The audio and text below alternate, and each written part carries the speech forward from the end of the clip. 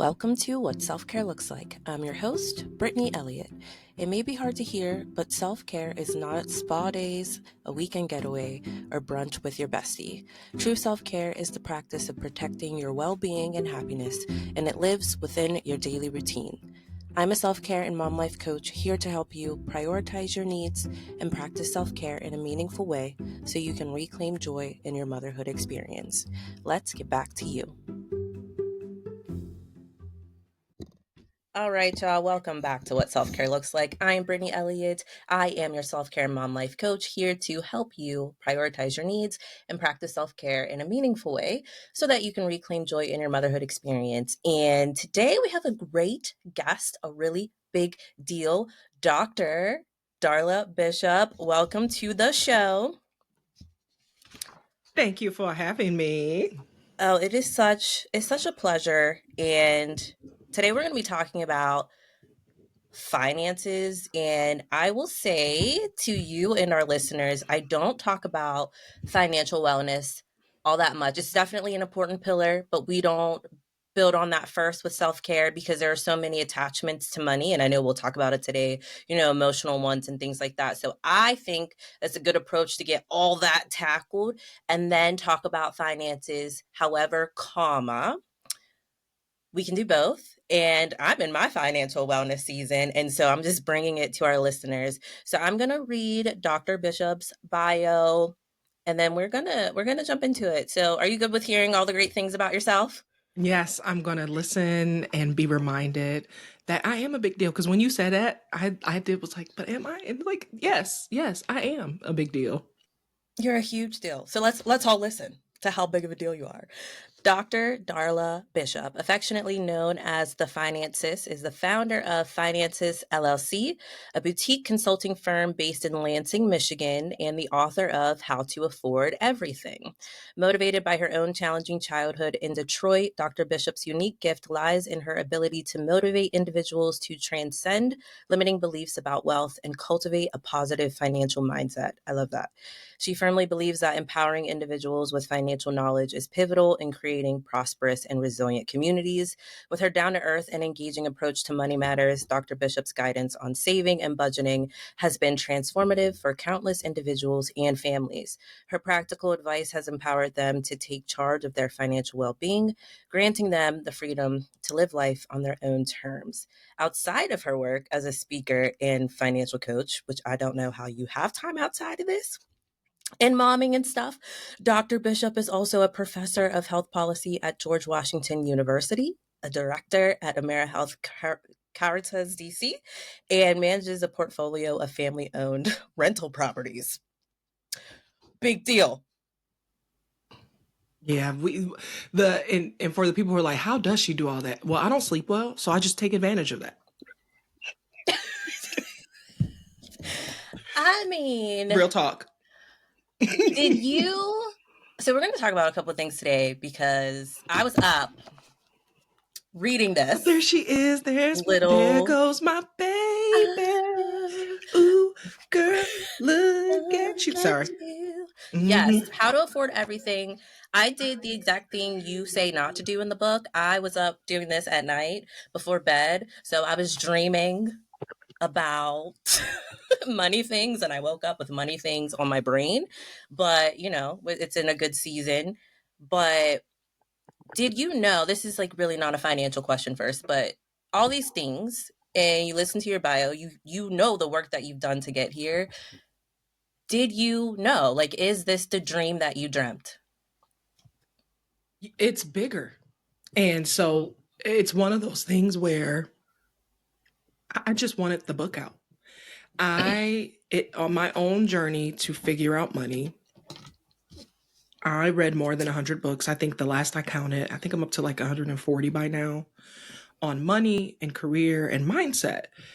And the thing that frustrated me about probably the first set of those, maybe the first 40, 50, is so few of them made space for what I needed in terms of figuring out how to fit my mama in the budget while also having a budget.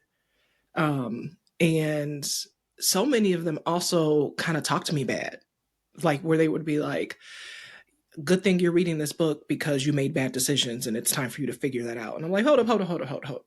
Don't talk to me like that. Don't nobody talk to me. My mama don't talk to me like that. Mm. And being like almost offended. Like I either spent the money or took the time to go to the library to check this book out. And because I am actively seeking how to do money differently. And you want to start off talking bad to me? Mm, the way that I was raised, we don't do that. I'm gonna read the book because maybe there's something later in these pages that will give me part of the answer. But I remember being really mad about that, right? Like that so many of the books had that finger wagging, it's your own fault, you've made bad choices tone. And that wasn't my reality. That wasn't the reality for the women that I watched, the women who raised me. Like they made super good choices over and over again, even when the menu of options didn't have a whole lot of good choices. So, right, they made the least bad or the best available choice to them. And so I needed to write a book that was uplifting and loving and being like, baby, you got this. No matter where you've been, you are going where you're going and we're going to get you there. And that was really important to me. And then the year that I had in 2024 promoting the book was like unbelievable. Like honestly, I just started this like I'm finally going to write my book. Yay, it's going to be out and maybe my friends will buy it. But it's been awesome. So you asked me like is it what I imagined? Nah, this is bigger than I imagined. So let me start dreaming big again. Yes, because big dreams, they definitely will come to fruition with hard work and your attitude. And that's that realness is what I've enjoyed so much about your book. And I'm telling y'all, this book landed on my doorstep literally last night. And I was like, I need to go through this because I'm trying to see. I'm like, well, first, let me see what I might want to ask you. And then I'm like, wait, no, no, no. I need to sit down. Like, it started a whole thing. I sat down, I pulled everything I spent in 2024, everything I made in 2024. I have this list. Like, what do we spend? Where do we spend most of our money at? Because the math has just not been mathing in my mind of like where the money's going. And I sat down and was like, you know what? Because Dr. Bishop said that financial foresight is very important, and you don't know where you're going with your finances unless you know where you have been.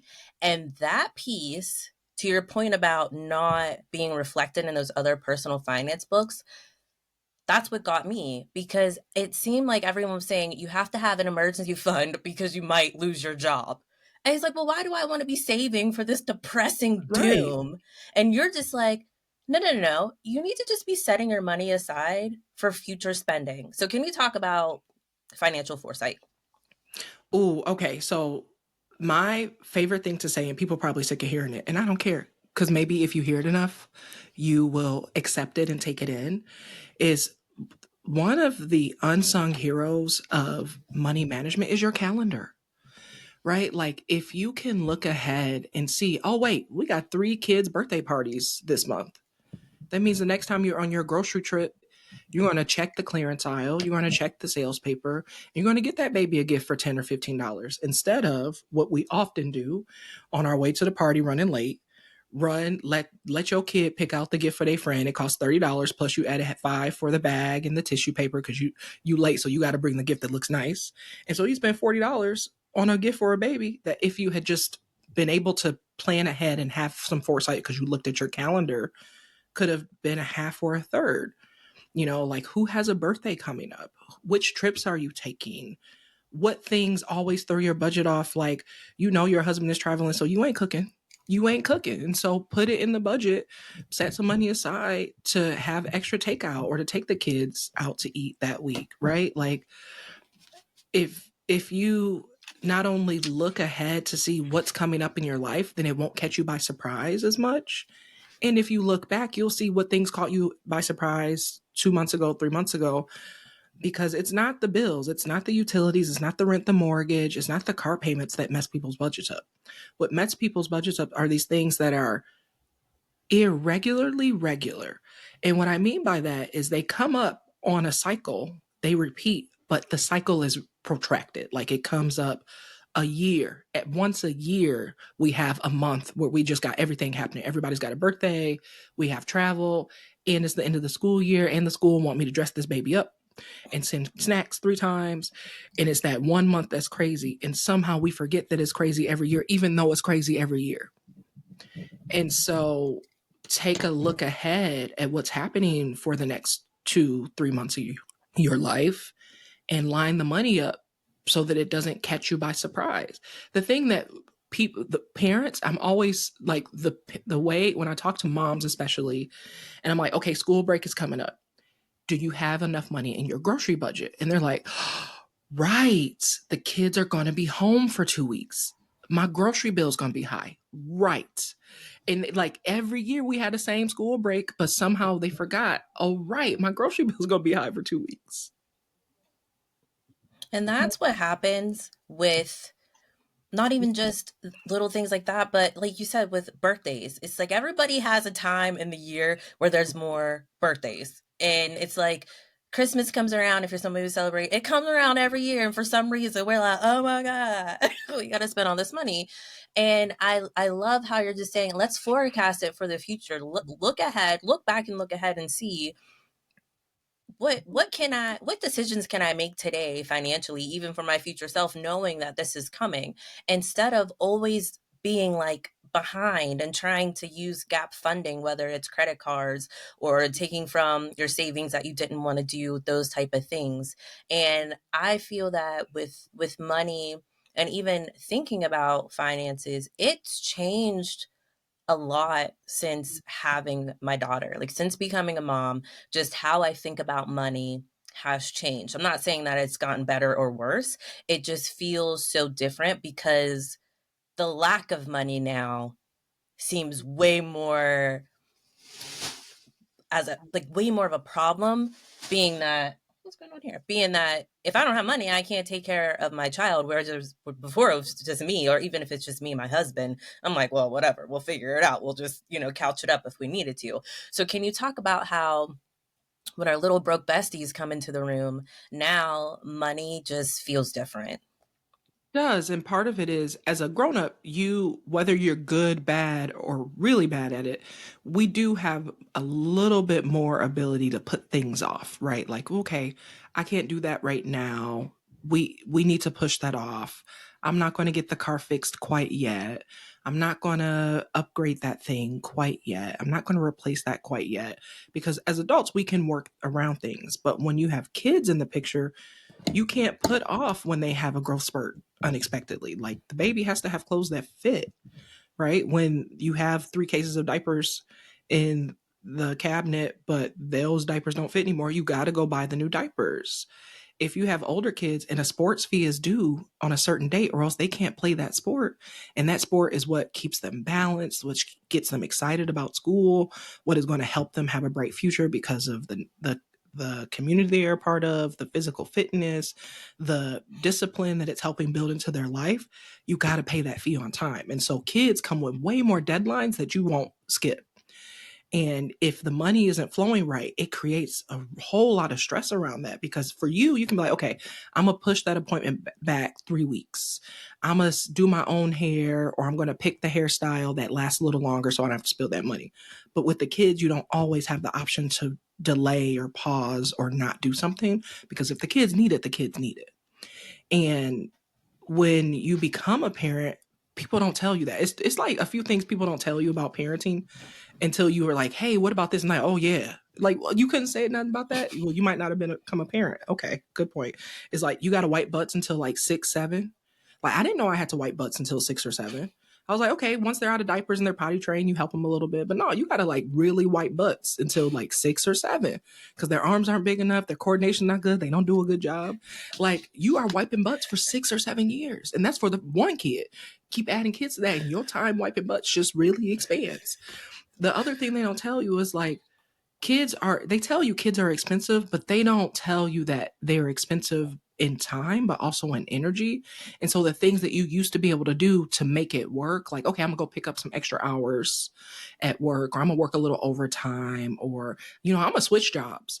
I know women who have stayed in jobs for 10 years longer than they wanted to because the health insurance was so good for their child who maybe had some health conditions they were managing, that even though they knew they could work and probably make more money, they couldn't spend the 90 days or the 30 days without health insurance, or possibly be in a health insurance situation that wasn't as good when they had a kid who was managing some health conditions, right? And so it really does shift how you are able to make decisions and what options you are able to pull on to solve problems when they come up. Yeah, kids are just a big investment that I don't think people without kids truly understand. It's very hard to explain, but even with that, I mean, my daughter, I don't know, I had her at like 37 weeks or something. She wasn't like a preemie, but she was, early, and she was very small, and she stayed small for a very long time. I mean, my daughter is going to be 7 soon, and she's probably like not even 50 pounds now. She's completely healthy. She's just very petite. And so, medically speaking, they wanted to just make sure that she was developing well over her first 2 years, which means normally you're only going like once a quarter, I think it is, for wellness checks. Well, I had to go every month with my child, and guess who doesn't like that? The insurance company. So guess who had to pay for every visit that was not considered the wellness visit? Mommy and daddy. And guess who did not know that? You don't know what kind of kid that you're going to get. So there was no, at that time, like, oh, we planned for this. No, it's like, it's going on credit cards. That's the plan, and thank goodness we're in a credit situation where we had something like that to lean on. But some people don't, and I think a lot of times in personal finance, it's like you said, people think we're just making bad decisions. It's like, no, no, no, some of us, the inflow is not flowing, but the outflow is still going. So can Hmm. you talk about that in between time when we're really just trying to patch things together? Yeah. And part of it is make the best decision possible. And you got to make the best decision possible in two ways, like both for today, but also for a few months from now. And so the best decision for today might be slightly different from the decision that would be best if we were thinking about a few months from now. So you have to kind of make deeper, thoughtful decisions so that you don't mess yourself up, which is hard to do when you're stressed or under a deadline or under pressure.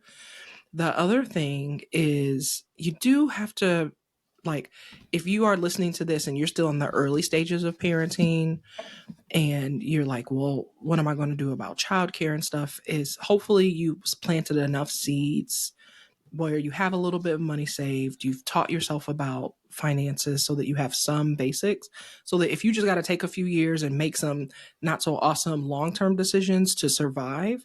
Like I talk, like with career women, we talk about this a lot. They're like, we want to have another child, but the only way we'd be able to afford the child care is I'm going to have to stop putting in my retirement for that 2 years where we have the full-time daycare until I can get at least one of the kids into a school setting. But I don't want to wait another 2 years to have the other kid because then I'm going to be parenting a kindergarten at this age. And it's kind of like, okay, well, have you put money into your retirement already? Cool. Leave it there. I promise you 2 years won't ruin everything. If growing your family is important, if the timing of that is important, and you do have the way to afford it, it just means that you got to pause the retirement contributions or lower them for a couple of years. It'll all work out. You got to kind of like have some faith while also being thoughtful. You got to have both. Yeah. I'm going to read like a little excerpt from your book real quick because I highlighted it, and I think that really lends itself to what you're saying here. So this is on page 66, y'all, when we're talking about rain or shine. But or this is a saving state of mind ensuring financial security. So financial security is also about the mindset you cultivate. At its core, saving isn't a mere financial act, but a transformative way of thinking, one that prioritizes long-term prosperity over short term gains. And I highlighted that because of those special cases when you're just trying to make decisions. Like right now, I'm like, okay, I'm in pursuit of my financial wellness and our financial wellness as a family. And for me, at its core, that means I need to get our credit cards paid off because their balances are a little too high for my liking. And then once we pay those off, I want to use that money we were spending for that to really build up our other funds. Like, let's make a travel fund where we put this amount of money in here. Let's do like a little fund for when stuff comes up in the house because we are homeowners. And I look back to see, okay, on average, how much have we been spending on our travel? Okay, that's how much we need to like have as a cushion. How about over here with home expenses? Now, granted, this sounds great, but it's like I just had this aha moment like 6 months ago. It's not new information, but it's finally sitting with me in this season. Yeah. But to do that, I also was like, so I'm gonna like take a pause from my brokerage account. I'm gonna, lower a little bit going into my 401k. I'm not gonna put so much into this other account over here. My priority for my money right now, what I want my money to do for me right now is this thing. And to your point, other people in personal finance will make me feel guilty for that and say, Mm-hmm. no, you need to figure out a way to get it all done. You need to work extra or do something or figure it out. I don't know. And why, and I know why, but I want you to tell our listeners why that is so problematic to create so much tension in people just trying to have a better financial future. I remember I was watching a PBS special. So I love Susie Orman. Susie Orman is one of the first women authors that I read, and so I read all her books. And because she was writing from a woman's perspective, it although it wasn't exactly what I needed, it was a lot closer than some of the other men who were writing about money. And I remember she had this new PBS special out because she had a new book coming, and she was like taking questions from the audience. And this beautiful black woman stood up. She had either braids or dreadlocks. She talked about being in her late 30s, having a partner, a fiance, even getting married soon. And they were thinking about when they would start our family because she was getting closer to 40. But like that, they also had aging parents, one of whom was starting to have some health difficulties, plus student loans, plus wanting to be homeowners, but they lived in a high cost of living area, and trying to decide when to start the kid thing in case they had any issues with that. So she was kind of like, Susie, I got all these things on my plate. How do I do it? And what I could tell, she was looking for Susie to be like, hey, do this. Don't worry about these things yet. Do these two or three now, and then the other stuff will come. And so it was like, you got to figure out how to do it all. And the look on the woman's face, like, went from hopeful, like, oh, I get to talk to Susie. Susie's going to help me, to like, oh, okay, thanks. And because I'm a black woman, I saw it probably more than anybody else who was watching it. I saw her face and her body go from, awesome, Susie's going to give me the answer, to, I literally just spent 3 full minutes explaining to you how I don't know. And I do know that I cannot do all 7 of these things. So which is the most important? And which can I skip for a little while? And so it was like, figure it out. And I was like, nope, that's the no. And so the reason I take this approach is because, one, I have been gifted, blessed by being around older women. Like, some of my mentors are in their 60s, 70s, and 80s, and they have a lot more life experience. So I trust them when they say, girl, relax. I mean, I still don't relax, but I believe them when they tell me that I probably could. And so, like, knowing, even though that my body and my brain doesn't necessarily behave in the way, but I see that these older women in my life are a lot more relaxed about it because it all has to work out.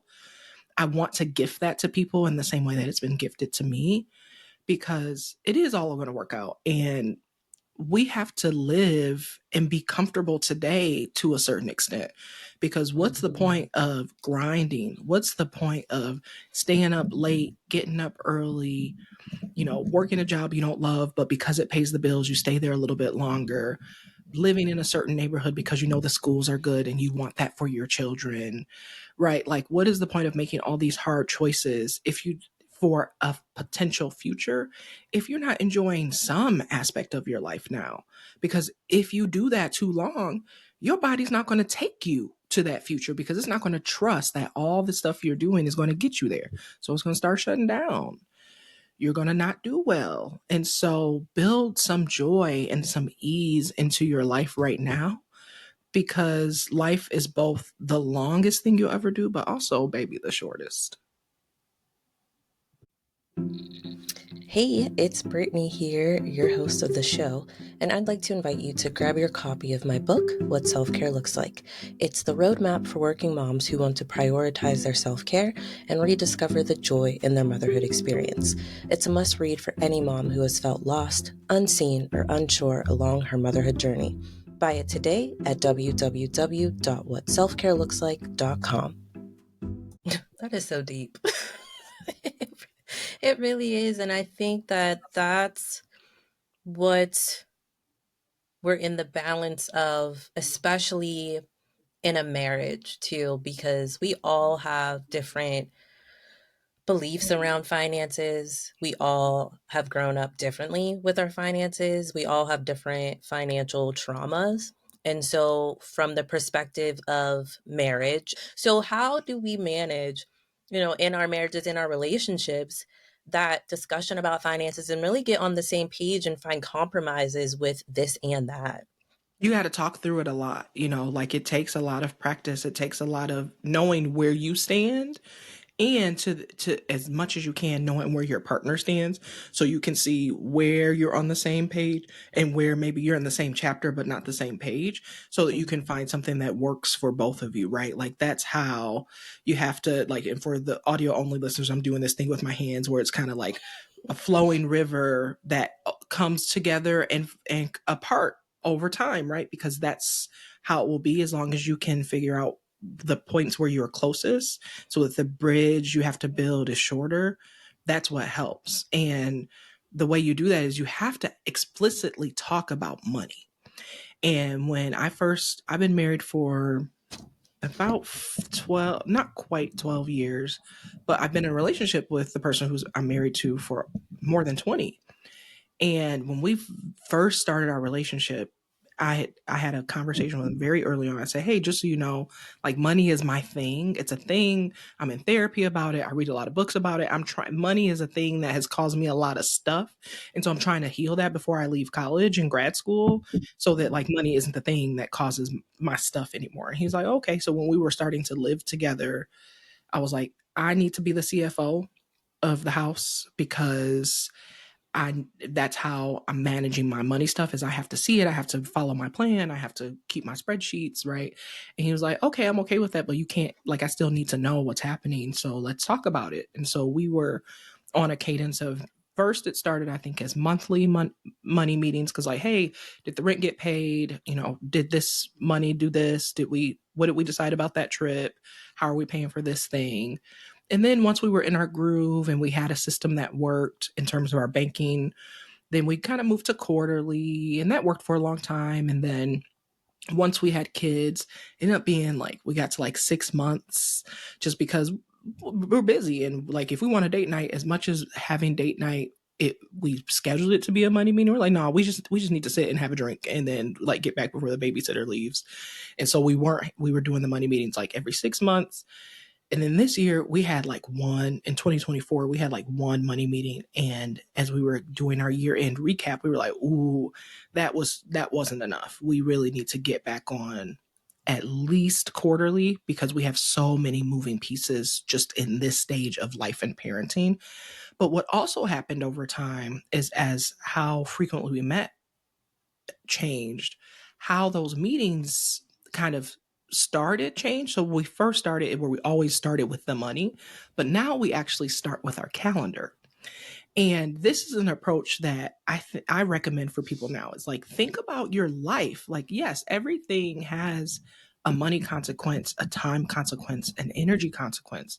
And so if the money part feels difficult because you guys just haven't had the practice yet, you don't have the reps in the gym of talking about it, of working through it yet, then start with your life, right? Like, okay, so what do we want the next few months to look like? What do we want summer to look like? What do we want visiting your parents for the holiday to look like? What will that take? Does that mean we're in our own hotel instead of staying with relatives? Okay, how much will that cost? What do we need to do to make that happen? Okay, the 7-year-old says she wants to do gymnastics. Okay, that costs this much per month. How many months are we going to let her do gymnastics? Is she going to do gymnastics all year round? Or is she going to get to do gymnastics for a quote unquote season? And then we'll switch in one of the other sports or the piano lessons, right? Like, so talk about it in terms of how you want your life to be. And then once you have like a really good understanding of like where you are and how your life needs to look for the next 3 or 6 months, then add the money to it. It feels easier because you're talking about your life. You've been doing that the whole time you've been in a relationship. That's how you built your relationship. So start with your life, and once you have the understanding about how you want the life to flow, then add the dollars to it and have that negotiation, because we're really clear on what we want life to look like. So now we just got to make the money work. That is such a good approach because I'm sure this is like this for a lot of people. When you're just looking at the dollars and cents, one, you can become very overconfident. You're just like, no matter how much overestimating you do, you just get a little complicated, like overconfident about how much things cost. Things cost a lot of money out here in these streets. And you might think, oh, yeah, we'll be able to swing that. We'll just set aside like a couple dollars and then we go do the thing. And it's like, oh, that was way more than a couple dollars. But if we look at it from your standpoint, like let's look, how do we want our life to look and feel? What do we want to be able to say yes to? What is that thing? These are the things. Okay, how much do those things cost? And how much money do we have coming in? Now, if the money's not right, and this is me paraphrasing, I think this is what you're saying. If the money's not right, then we can make a determination at that point what maybe needs to be put off if there's an option. But we don't always have to come in with making the decisions based off of money first. Do I have that right? That's right. And Okay. one of the reasons why, right at page 7, like I don't let you even get far in the book before I make you do this, is I have you calculate your magic number. Like, what does it actually cost you to live your life? Not what you think it should cost you, not what you wish it cost you, what it would cost you if you didn't have these daggone kids. No. What money is actually leaving your bank account and your credit card and your Venmo feed, so that you are dealing with real numbers and so that you can deal in reality? Because so much of us getting it wrong and why budgeting is hard is because we make these ideal, well, as long as I don't eat out. Girl, if I don't have money in my budget for Friday night pizza night and Saturday morning breakfast delivery, I am not living my life right. Okay. Like something is wrong. And so I make sure that my Friday night pizza delivery, my Saturday morning breakfast order, and one more we might have to hop at Red Robin because that's where the kids will guarantee eat, is in my budget every week. Because then when I need to pull that trigger, when I need to stop by, when I need to go through the drive through, it's already been accounted for. We're like, well, we're just not going to do that. That's not reality. So put that in. That's my life. Because I really do try to focus on, I call it value based spending. Mhm. I'm making choices based off of what is important to me, and no one else has to deal with their money like that. But there are seasons in our lives when we're just so busy, and I'm like, we are eating out a lot this month. So we need to make sure we have the money because Mhm. the alternative is now I have to spend my energy doing that. And if I have to spend my energy doing that, I'm going to be cranky. I'm not going to Right. be good to be around. Now I'm not going to be my best self. So, and like you say, like money is fun, right? Once you have some, Money is and fun. Okay. we can put it to use where we need it. And for me, and I'm still really getting comfortable with this, it takes the guilt away from my spending because I feel like there have been times where I would go back through my spending and be like, I shouldn't have done that. Mm. Like, why did I do that? You just get all this like buyer's remorse. But ever since I've been thinking about like why is this purchase important to me and understanding why I'm spending, it has cut down a lot on those impulse buys. So, and I know I'm jumping around a lot here, y'all, as listeners, because there's so much going on in my head. Like, I'm just really in my financial season. But can you talk about how you were raised and just things that you've gone through really impacts your tendencies to impulse buy and the type of like shopper you are. Can you talk about that? Oh, so much. Like our parents, the grown-ups around us teach us about money really indirectly. Almost kind of the same way they teach us about sex, where they tell us like one or two things to do or not do. Don't get pregnant. Don't go open them credit cards. Like, but then they kind of leave the other stuff up for interpretation, for you to learn on your own, or for you to learn through observation. And they don't even realize this because as a parent, I'm like, oops, I realize I've been teaching my kids certain things too, good and bad, right?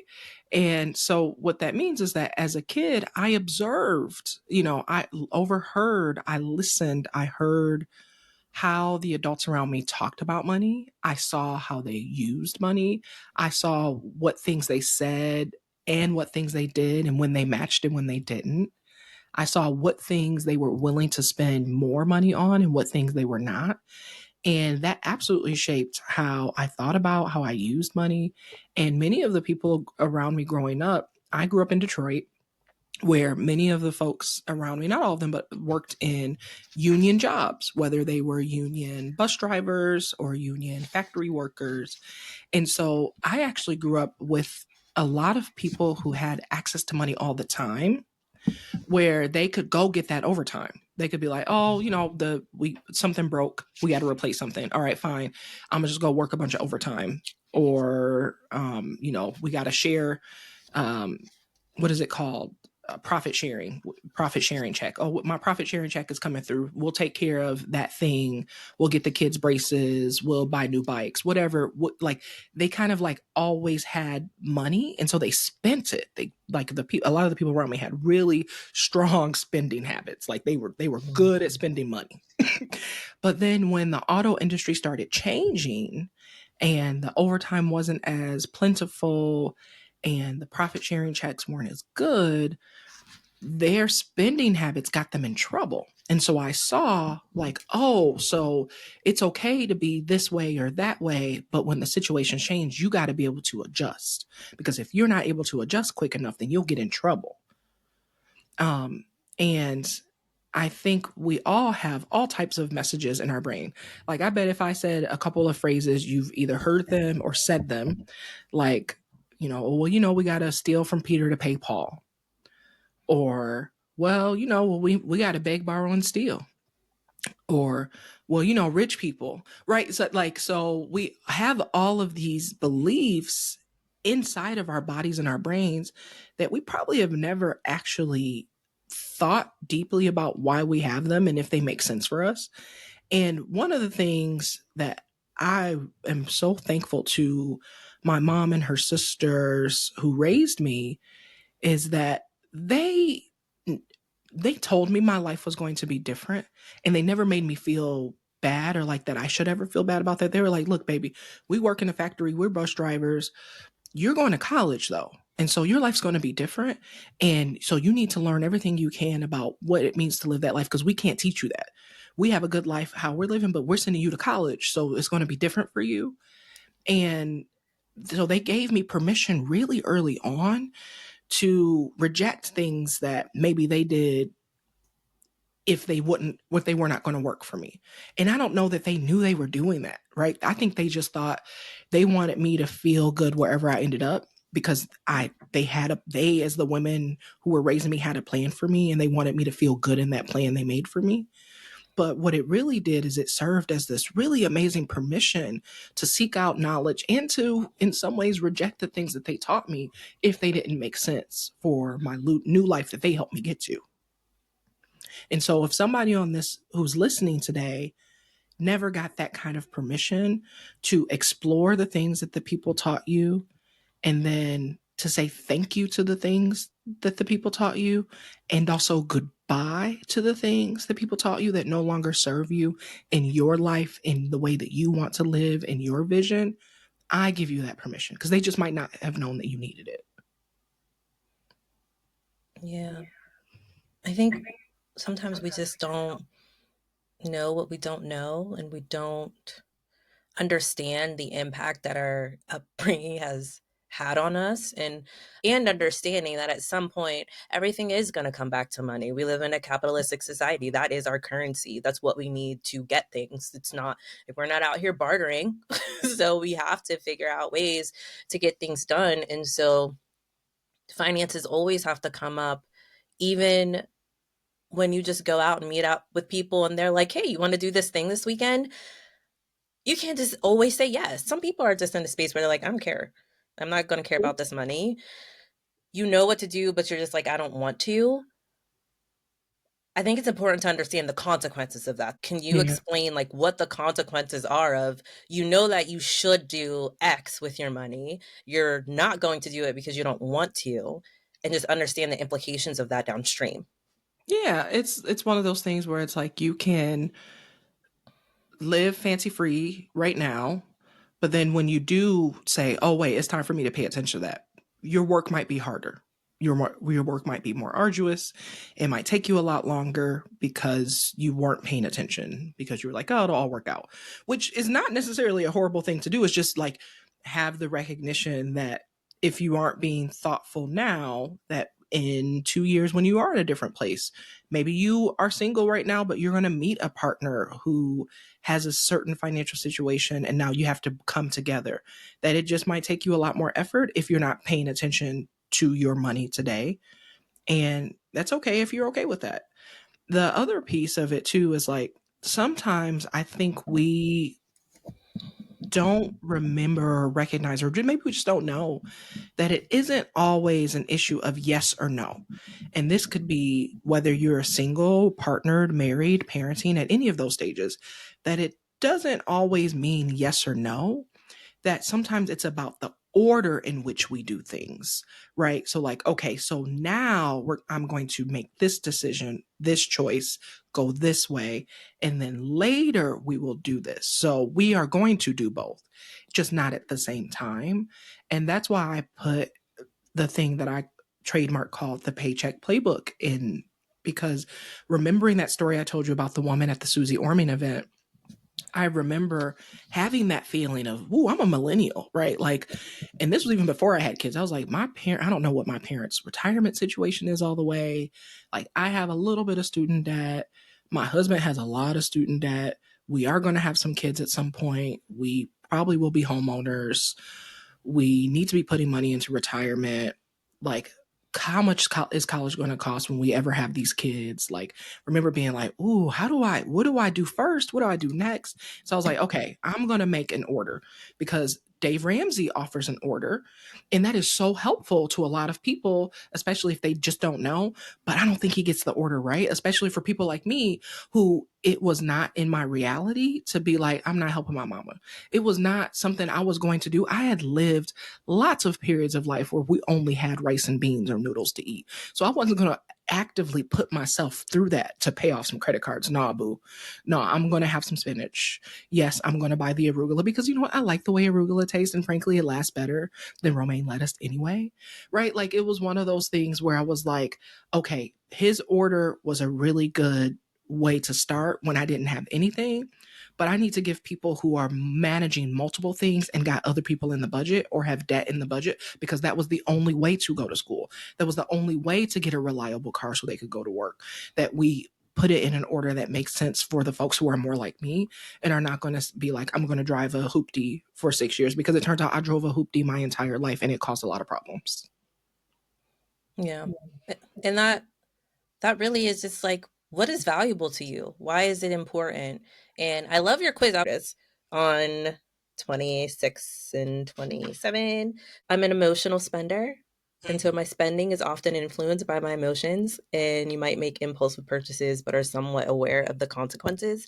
And I know that there were some years ago that I would have taken so much offense to that and been like, why are you coming for me? Like, why are you saying that I do that? Now I'm like, You're yeah, probably I do right. that.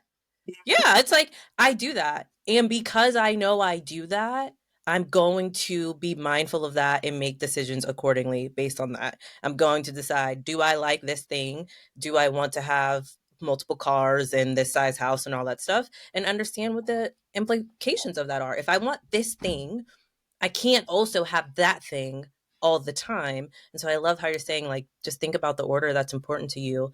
Don't let people make you feel guilty about your decisions. And it's never too late. Like, I love that you wrote your book for people who are beginning or starting over. Like, there's not, we're living life every day. And if you messed it up Okay. in your 20s, that doesn't mean that you can't fix things in your 30s. And you may not even have messed things up. Just like Mm-hmm. life may have happened. And like now, maybe you just make more money, you have more opportunities, you know better, you're wiser, and you have more resources. Money is fun. Like, money is fun. And if that hasn't been your experience, I would love to show you the way to make money fun again and to bring joy and ease back into your life. And so I actually give away probably too much stuff for free, but you know what? It's fine. I still work. So the money, the book don't have to pay the bills just yet. And so if you go to darlabishop.com/social, darlabishop.com/social. It'll give you all the links so you can find all the things. So I have all the worksheets that are in the book. Even if you haven't bought the book yet, you can get all the worksheets from the book and you can do the activities or have the templates yourself. I have a quiz on my website. So the one of the quizzes that you were just talking about, if you want to see and get personalized based on your style, like here's how I recommend you save, here's how I recommend you pay off debt. Here's the next step if you're like, and so like for one of the styles, I'm like, get the book. If you haven't read the book already, the book is what's really going to help you. For another person, I'm like, listen to these 3 podcasts. This is what is going to help you, right? Based on your style. And the reason I want that is because frankly, I need more rich friends. Like, but not the new rich friends, like the people who have been rich their entire lives. And because now I have a doctorate and my husband and we're in a certain social economic status and we're in a certain neighborhood, that now those people are my friends. And but they don't know what it's like to get it out the mud and build it up.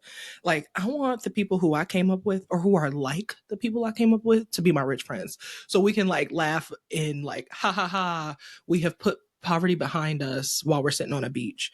And so I want to bring as many people with me as I can and like point them to the resources and the tools, because the thing about money, it's a skill. It's not you being not smart, it's not you, it's a skill. You just haven't had the time or the right teacher to build these skills up. And so go get the skills. You can learn it. I just met one last story. I am, so I'm running a business. This is my very first time running a business that I'm like really running, right? Like, I've got the book, I'm doing speaking engagements, I'm doing some consulting, and like running a real estate business is pretty simple. You keep the house clean, you keep the house well maintained, you turn in the receipts, you collect the rent. Like, it's real front, it's real easy.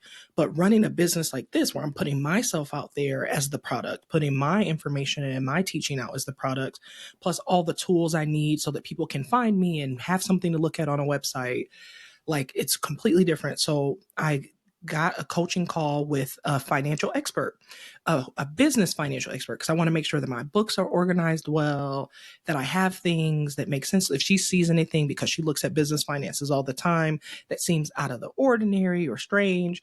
And as she was kind of introducing herself to me, she said, yeah, I worked in wealth management for 5 years. And I was like, oh, so you know all the secrets. She was like, yes, baby. And let me tell you, they not any smarter. In case you were wondering, they're not any smarter. They simply had more time and more resources at the beginning. We come out of school, we're helping the family, we have student loan debt. And so it just takes us a little bit longer to get there. But I promise you, they're not any smarter or any more special. So we're going to get your money right. And I was like, yes, the business is going to be awesome. And so, like, the people who have are not that much smarter. They either had a easier start, but you can leapfrog them if you get the skills. So go get the skills. Read some books, listen to some podcasts, talk to some people who have their money together and ask them how they do it. Well, thank you, Dr. Bishop, for being here. To our listeners, thank you for being here. Make sure you go back and listen. I'm going to drop that link in the show notes. Go back, take notes. There were a lot of gems. I know I did a lot of ranting, but I have no problem being the guinea pig or the case study for anything. I'm a real person out in these streets. I spend real money like everybody else, and it's cool to talk about it. So thank you, and I'll talk to y'all very soon. Thanks for listening to this episode. I hope you learned at least one thing you can implement into your daily routine. To connect with me, follow at Back to You in 5 on Instagram. If you're feeling generous, share this episode with a mom you know and subscribe to the show. I appreciate your support. Remember, motherhood is a journey, not a destination. Grow through it and enjoy the view.